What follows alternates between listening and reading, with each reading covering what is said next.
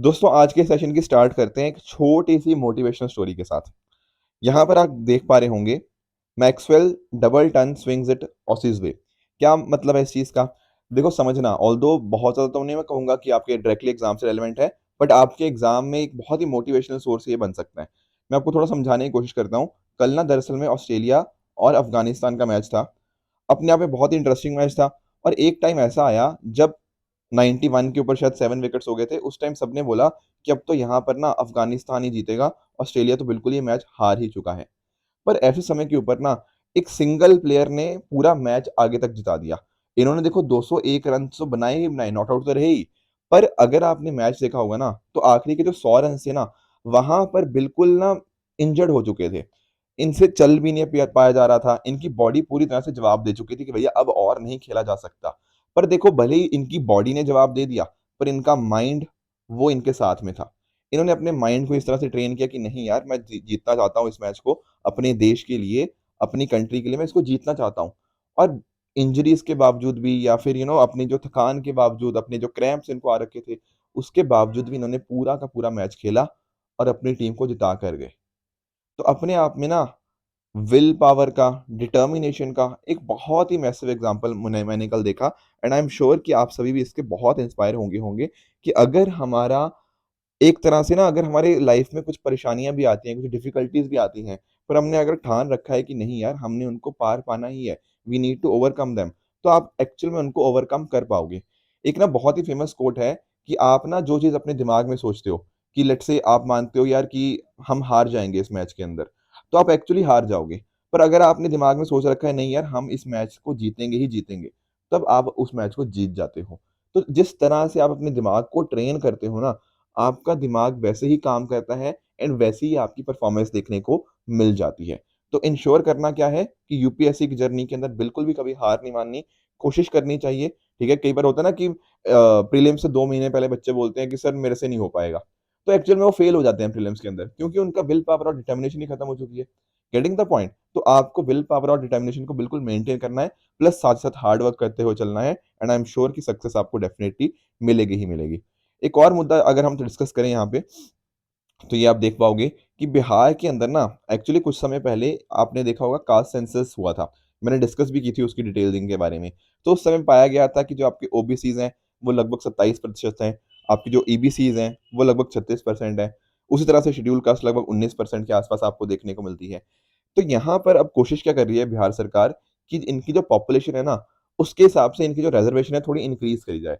तो लगभग 65% रिजर्वेशन देखने को मिल सकती है आने वाले समय के अंदर। फिर देखो ये तो डेवलपिंग मुद्दा होगा, फिर बहुत सारे कोर्ट कचहरी के मुद्दे भी जाएंगे। ठीक है, तो जो भी न्यूज़ एंड चीज़ें होंगी उसके बारे में हम डिस्कस कर लेंगे। आपकी इसके बारे में क्या ओपिनियन है कि क्या रिजर्वेशन को इंक्रीज करना चाहिए डिपेंडिंग ऑन कास्ट नंबर्स, वो भी आप मुझे नीचे कमेंट्स में बता सकते हो। तो दोस्तों डेट है आज की 8 नवंबर 2023 एंड आप सभी का स्वागत है आज के प्रीलिम बूस्टर न्यूज़ डिस्कशन के अंदर। एक देखो डब्ल्यूएचओ के द्वारा ना एक ग्लोबल रिपोर्ट निकाली गई, जिसके अंदर पाया गया है कि 2022 के अंदर ना लगभग 75 लाख नए केसेस टीबी के हमें देखने को मिल जाते हैं। और इन्होंने एक बात और करी है कि देखो जैसे कोविड-19 पैंडेमिक आया ना, उसका बहुत ही नेगेटिव इम्पैक्ट ना हमारी टीबी के ऊपर पड़ा। एक्चुअल में अगर आप नोटिस करो, पूरी की पूरी दुनिया का ध्यान कहाँ पे चला गया? कोविड-19 पैंडेमिक के ऊपर, और हम टीबी को बिल्कुल भूल ही गए। तो बहुत सारे लोगों ने अपनी ट्रीटमेंट उनकी पीछे हो गई, ठीक है? हम जो डिटेक्ट करने की कोशिश करते हैं, वो ढंग से डिटेक्ट नहीं कर पाए। तो कहीं न कहीं वो एक इश्यू रहा जो 2-3 साल थे, पर अब हम वापस से रिकवर करने की कोशिश कर रहे हैं, चीज़ें बैक ऑन ट्रैक आ रही हैं। पर एक ना कंसर्न मुझे जो स्पेशली लगता है, जैसे मैं आपको बताता हूँ कि दुनिया में ना जो टारगेट है वो है 2030। हम चाहते हैं कि 2030 में टीबी एलिमिनेट हो जाए दुनिया से। इंडिया थोड़ा और भी एम्बिशियस टारगेट इंडिया ने रखा हुआ है 2025 का, कि 5 साल पहले ही हम इस टारगेट को अचीव कर लेंगे। पर अभी के जो हालात है ना, उनके हिसाब से हम बिल्कुल भी ट्रैक के ऊपर नहीं है। बहुत अभी मेहनत काम करने की पड़ी बची हुई है। मैं ये नहीं कह रहा कि सरकार काम नहीं कर रही, नहीं, सरकार ने काम कर रही है, सरकार की बहुत सारी पॉलिसीज़ हैं जिनको हम डिस्कस भी करेंगे। पर फिर भी हम बिल्कुल ट्रैक के ऊपर नहीं है कि हम इस टारगेट को अचीव कर पाएँ। थोड़ा-सा अगर मैं आपको टीबी के बारे में बताने की कोशिश करूँ ना, तो टीबी क्या है? एक बैक्टीरियल इन्फेक्शन है। जो आपका बैक्टीरियम है ना, माइकोबैक्टीरियम ट्यूबरक्लोसिस, उसके द्वारा ये कॉज़ करी जाती है, जो कि मेजरली आपकी लंग्स को इफ़ेक्ट करती है। जब मैं बात करता हूँ लंग्स की, तब इसको हम क्या बोलते हैं? Pulmonary TB. और अगर सर मान लो इसने लंग्स के अलावा किसी और बॉडी ऑर्गन को टारगेट किया, तो उसका हम नाम क्या देते हैं, एक्स्ट्रा पल्मोनरी टीबी। एक बात और भी ध्यान रखनी है कि इसके लिए हमारे पास, हाँ जी बिल्कुल, यहाँ पे वैक्सीन अवेलेबल है जिसका नाम क्या है, बीसीजी वैक्सीन हमें यहाँ पे देखने को मिल जाती है, जो कि बच्चों को दी जाती है। तो टीबी का बेसिकली आप ट्रीटमेंट आप करवा सकते हो, ट्रीट और क्योरेबल ये एक डिजीज हमें देखने को मिल जाती है। मैं बात कर रहा था ना, सरकार के बहुत सारे एफर्ट्स हैं, बिल्कुल ठीक बात है। एक हमारे पास नेशनल स्ट्रेटेजिक प्लान है 2017 से 2025 का। उसी तरह से हमारे पास एक ऑनलाइन निक्षय पोर्टल है, ठीक है। इसके अलावा भी ना हमारे पास यहाँ पे कुछ टेस्ट हैं जिसका नाम क्या है, ट्रू नेट एक टेस्ट देखने को मिल जाता है, एक सीवी नेट एक टेस्ट है, ताकि इनका ना एक्सेस लोगों तक पहुंचाया जा पाए, इसके ऊपर फोकस है। ड्रग्स के रिगार्डिंग हम काम कर रहे हैं, जो आपकी मेडिसिन होती हैं। ये जो निक्षय जब भी आप देखते हो ना, इसका आपके टीबी के साथ ही लिंकेज है। पोर्टल की बात भी कर लो, चाहे निक्षय मित्रास की बात भी कर लो, वो यही है कि कम्युनिटी एंगेजमेंट हो। मतलब मित्रा होते हैं आपके जो दोस्त होते हैं, मतलब जो हेल्प करते हैं इस चीज के अंदर। तो निक्षय मित्रा भी इसी चीज के अंदर आपको हेल्प कर रहा है। आपको न्यूट्रिशनल सपोर्ट के लिए पैसे भी दिए जाते हैं इसके अंदर, राइट। तो इस तरह से आपके पास प्रॉपर मेडिसिन हो, ठीक है। नए नए हम टेस्ट वगैरह निकालने की कोशिश कर रहे हैं, वैक्सीन का भी जो मॉडिफाइड वर्जन है वो यहाँ पर देखने को मिल जाते हैं, ताकि हम इसको टैकल कर पाए। एक बात और ध्यान में रखना है, जो टीबी है ना, वो एयर टू एयर, मतलब पर्सन टू पर्सन वो स्प्रेड कर सकती है, ठीक है। किसी पर्सन को हो तो उसके थ्रू दूसरे पर्सन को ये स्प्रेड कर सकती है एयर के माध्यम से। तो ये बात भी आपको पता होनी चाहिए। अगले टॉपिक की तरफ चलते, दैट इज रेड सैंडर्स। देखो, जो त्रिपुरी पुलिस है ना, उन्होंने काफी एक बड़ी रेड सैंडर्स की जो लूट है उसको यहाँ पे सीज किया है। तो थोड़ा सा इसके बारे में जानने की कोशिश करते हैं। देखो, रेड सैंडर्स आपको इस तरह से एंडेमिक एक ट्री स्पीशीज देखने को मिलती है। कहाँ पर आपको देखने को मिलती है, ये आपको देखने को मिलती है ईस्टर्न घाट्स के अंदर। बहुत बहुत इंपॉर्टेंट पॉइंट है। कल को यूपीएससी इसमें वेस्टर्न घाट लिख देगा तो अपने आप में आंसर गलत बन जाएगा। तो ईस्टर्न घाट्स जो है ना, सदर्न पार्ट उसके, तो ईस्टर्न घाट्स में आपको ये देखने को मिल जाएगी। जैसे फॉर एग्जाम्पल आपको आंध्र प्रदेश हो गया, उनके जो कुछ फॉरेस्ट है, आपका शेषाचलम हो गया, वेलिगोंडा, लंकामला, पलाकोना, ठीक है। ये कुछ हिल्स रेंज आपको आंध्र प्रदेश में जल्दी वहां पे देखने को मिल जाती है। तो बेसिकली ईस्टर्न घाट्स में आपको देखने को मिलती है। आईयूसीएन स्टेटस इनका क्या है, एंडेंजर्ड है, साइट्स में अपेंडिक्स 2 में है, और यहाँ पे आपके डब्ल्यूपीए के अंदर आपको शेड्यूल 4 में आपको देखने को मिल जाएंगे। अब एक्चुअल में ना इनकी स्मगलिंग वगैरह इसलिए होती है कि काफ़ी इंटरनेशनली काफ़ी डिमांड है इनकी। स्पेशली मैं देख रहा था जापान के अंदर काफ़ी डिमांड है। वहाँ पर जो आपके अलग अलग म्यूजिकल इंस्ट्रूमेंट्स होते हैं ना, उसके अंदर भी इसको यूज़ किया जाता है। बाकी एज अ और भी अलग अलग चीज़ों, कार्विंग्स हो गया, फर्नीचर हो गया, हाउस पोस्ट हो गया, वहाँ पर इसको यूज़ किया जाता है, ठीक है ना। कई जगह एक डाई के रूप के ऊपर, एक कलरेंट के रूप के ऊपर, मेडिसिन के अंदर, कॉस्मेटिक्स के अंदर, इन अलग अलग जगह के ऊपर आपका रेड सैंडर्स का यूज हमें देखने को मिल जाता है। आगे चलते हैं, एक छोटी सी स्कीम और है, भारत आटा स्कीम। सेंटर ने अभी रिसेंटली स्कीम को लॉन्च किया है, जहां पर आपका जो आटा होता है ना, जैसे इस तरह से आटा होता है, तो आटे को एक सब्सिडाइज रेट के ऊपर यहाँ पे बेचा जाएगा। देखो, इंडिया में अगर आप नोटिस करो तो महंगाई चल ही रही है, ठीक है। तो कहीं ना कहीं जो कस्टमर्स को, जो कंज्यूमर्स को थोड़ी राहत देने के लिए ना इस पर्टिकुलर स्कीम को लाया गया है। तो इसके माध्यम से होगा क्या, पहले तो मिनिस्ट्री समझो कौन सी है, मिनिस्ट्री है आपकी मिनिस्ट्री ऑफ कंज्यूमर अफेयर्स। वो क्या करेगी, यहाँ पर क्या होगा, इतना लाख टन, 2.5 लाख टन जो वीट होगा ना, वो कहीं ना कहीं इस रेट के ऊपर आपके केंद्रीय भंडार इनको यहाँ पे दिया जाएगा, ठीक है ना, जो आपके अलग अलग एजेंसीज हैं। फिर उसके माध्यम से कहीं ना कहीं इन दी एंड आपका जो, वो क्या करेंगे, वो आपके इस चीज को आटे में कन्वर्ट करेंगे, और उस आटे को 27.5 रुपए kilo under the brand name Bharat आटा इसके अंतर्गत बेच देंगे। तो इस तरह से जो आप बोरी देख रहे हो ना, इसके ऊपर क्या लिखा हुआ है, भारत आटा। तो ये इसी रेट के ऊपर मिलेगा। तो आपको महंगा आटा खरीदने की जरूरत नहीं है, ताकि आपको ना कहीं ना कहीं जो महंगाई है, जो हाई प्राइसेस हो रखे हैं, उससे आपको राहत मिल पाए, उसके लिए स्कीम है। तो मिनिस्ट्री का आप नाम ध्यान रखना, और कहीं ना कहीं स्कीम करना क्या चाहती है वो भी आपको पॉइंट आपको पता होना चाहिए। उसी तरह से एक और टॉपिक है, IPMDA इनिशिएटिव। क्या है ये, Indo Pacific maritime domain awareness initiative. पहले तो ये समझो कि आखिर इस इनिशिएटिव को स्टार्ट कौन करेगा। देखो, जब भी हम बात करते हैं इंडो पैसिफिक की, तो सबसे पहले दिमाग में, आप बताओ मुझे क्या आता है, आपके दिमाग में आई एम श्योर क्वाड आता होगा। तो बिल्कुल ठीक बात है। क्वाड के अंदर जो चारों कंट्रीज आपकी, इंडिया, यूएसए, जापान और ऑस्ट्रेलिया, इन चारों कंट्रीज ने मिलकर ही 2022 के अंदर IPMDA को अनाउंस किया था। देखो, अगर फोकस देखो ना, वैसे तो हम चाहते हैं कि हमारा जो इंडो पैसिफिक हो वो फ्री, इंक्लूसिव, ये सारी चीजें देखते हैं, रूल बेस्ड ऑर्डर हम देखना चाहते हैं।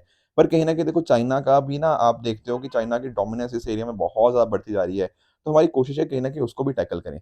फॉर एग्ज़ाम्पल आप नोटिस करोगे जैसे चाइना भी ना अपने शिपिंग के माध्यम से बहुत सारी चीज़ें यहाँ पे गलत चीज़ें करने की कोशिश कर रहा है, तो उसको भी हमें टैकल करना है, ठीक है ना? जैसे फॉर एग्ज़ाम्पल चाइना के अगर आप फिशिंग फ्लीट की बात करो, तो बहुत सारे उनके जो वेसल्स वगैरह होते हैं, वो बाकी कंट्रीज़ के जो एक्सक्लूसिव इकोनॉमिक ज़ोन है, उनको यहाँ पे अक्सर वायलेट कर देते हैं। बहुत सारी और भी कंट्रीज़ जो इल्लीगल फिशिंग के अंदर इन्वॉल्व होती हैं। तो ये सारी चीज़ों को कहीं न कहीं टैकल करना ज़रूरी है। उसके लिए आईपीएमडीए ना इनिशिएटिव काफ़ी अच्छे से काम करेगा। वो कैसे? काम इस तरह से करेगा कि यहाँ पर ना आपको टेक्नोलॉजी का यूसेज देखने को मिलेगा। जैसे for example commercial satellite radio frequency data collection. इसके माध्यम से हमें पता लगता रहेगा कि क्या-क्या एक्टिविटीज़ मैरीटाइम ज़ोन्स के अंदर क्या-क्या चीज़ें हो रही हैं। रीजनल इन्फॉर्मेशन सेंटर्स भी यहाँ पे बनेंगे। तो एक तरह से ना ढंग से ये लोग काम कर पाएँगे आपस में। एक और यहाँ पे इनका ऑब्जेक्टिव है कि डार्क शिपिंग को ट्रैक करना। सर ये डार्क शिपिंग क्या होती है? देखो शिप्स के अंदर ना आपको ट्रांसपॉन्डर सिस्टम्स देखने को मिलते हैं।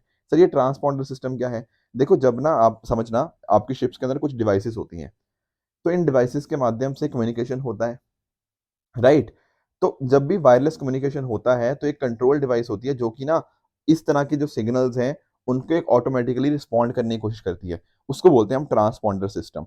पर अगर मान लो किसी ने सर ये ट्रांसपॉन्डर सिस्टम बंद कर दिया, शिप्स ने बंद ही कर दिया, तो उस शिप को डिटेक्ट करना अपने आप में बहुत मुश्किल हो जाता है। इसी को बोलते हैं डार्क शिपिंग। तो डार्क शिपिंग जैसी चीज़ें जो हो रही हैं, जो चाइना इस तरह की चीज़ें कर रहा है, कहीं न कहीं उनको टैकल करने के लिए भी हम ये चीज़ का यूज़ कर रहे हैं। तो यहाँ पर आपका पैसिफिक आइलैंड भी आ गया, साउथ ईस्ट एशिया आ गया और आपका इंडियन ओशन रीजन। इन सभी जगह के ऊपर ये काम हमें देखने को मिलेगा, तो अपने आप में काफ़ी ये इम्पोर्टेंट इनिशिएटिव बन जाता है।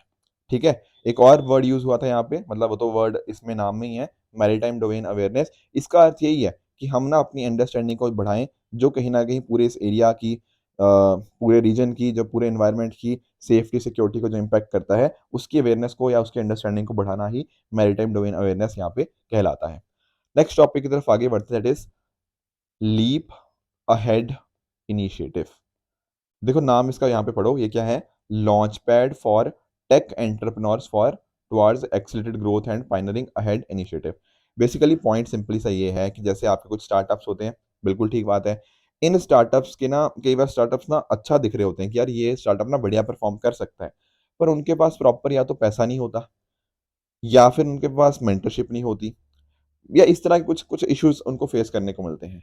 तो अगर हम उनको हेल्प कर दें, हेल्प करने मतलब एक तरह के लॉन्च पैड उनके साथ लेकर आएँ, तो ये जो एंटरप्रेन्योर्स हैं ना, ये काफ़ी आगे ग्रोथ और आगे जा सकते हैं, यही इस इनिशिएटिव का काम है। तो पहली बात तो ये समझो कि इसको लॉन्च किसने किया है, हमारी जो मिटी मिनिस्ट्री है, ministry of electronics and information technology, उसने यहाँ पर इस इनिशिएटिव को लॉन्च किया है, इन कोलैबोरेशन विद आपका एसटीपीआई और जो the Indus entrepreneurs Delhi NCR हैं, इनके साथ मिलकर। पॉइंट वही था कि यहाँ पर हम फंडिंग यहाँ पे प्रोवाइड कर पाएँ, वन टू वन मेंटरशिप दे पाएँ, ठीक है? तो इस तरह से हाइब्रिड एक प्रोग्राम हमें यहाँ पे देखने को मिल जाएगा। तो पैन इंडिया प्रोग्राम रहेगा उन स्टार्टअप्स को सपोर्ट करने के लिए जो काफ़ी मतलब स्टार्टिंग में अच्छा काम कर रहे हैं। थोड़ा-सा मैं आपको साथ में ना एसटीपीआई और आपका जो द इंडस एंटरप्रेन्योर्स है इनके बारे में बता देता हूँ। जब मैं बात करूँ ना एसटीपीआई की, तो एसटीपीआई आपकी एक ऑर्गनाइज़ेशन है जो कि आपकी मीटी मिनिस्ट्री के अंतर्गत आती है। इसका काम यही सारी चीज़ें हैं कि सॉफ्टवेयर एक्सपोर्ट्स को प्रमोट करो, टेक स्टार्टअप इकोसिस्टम को वर्क करो, ये सारी चीज़ें एसटीपीआई के द्वारा देखी जाती हैं। ऑन द अदर हैंड जब मैं बात करता हूँ द इंडस एंटरप्रेन्योर्स की, तो ये क्या है? ये एक नॉन प्रॉफिट कंपनी है। ठीक है? ये one of the largest companies है जो कि इस चीज़ के अंदर इन्वॉल्व्ड है, आपके इकोसिस्टम एंटरप्रेन्योर्स के लिए, इन्वेस्टर्स के लिए क्रिएट करने के लिए, तो वहाँ पर इनका काफ़ी इम्पोर्टेंट रोल बन जाता है। आपकी सोसाइटी रजिस्ट्रेशन जो एक्ट है ना, उसके अंतर्गत ये आपको इनकॉर्पोरेट होती हुई देखने को मिल जाएगी। तो इनके बारे में भी थोड़ा-सा आपको बेसिक आइडिया पता होना चाहिए। एक और मुद्दा हमें डिस्कस करना है that is relics of huge primordial collision. देखो जब हम ज्योग्राफी पढ़ते हैं ना, वहाँ पर हम अक्सर ये बात को नोटिस करते हैं कि यार मून का फॉर्मेशन कैसे हुआ, ठीक है? ये सारी चीज़ें हमने पढ़ी होंगी। तो यहाँ पर एक ना कई बार अक्सर हम एक थ्योरी के बारे में पढ़ते हैं, जैसे मान लो ये हमारी अर्थ थी, ठीक है? इसके साथ ना एक बहुत बड़े प्रोटोप्लैनेट का यहाँ पे एक कोलिजन देखने को मिलता है। और ऐसा बोला जाता है कि इस जो प्लैनेट की मैं बात कर रहा हूँ ना, उसका नाम है थिया। ये थिया का कोलिजन हमें देखने को मिलता है हमारी धरती के साथ, ठीक है? और ये ऐसा बोला जाता है कि जो थिया का साइज़ है ना, लगभग उस साइज़ का है, जिस साइज़ का मार्स प्लैनेट हमें देखने को मिलता है। तो जब इनके बीच में कोलिजन होता हुआ देखने को मिलता है, तो उस इवेंट से ही कहीं न कहीं हमें मून का फॉर्मेशन देखने को मिला।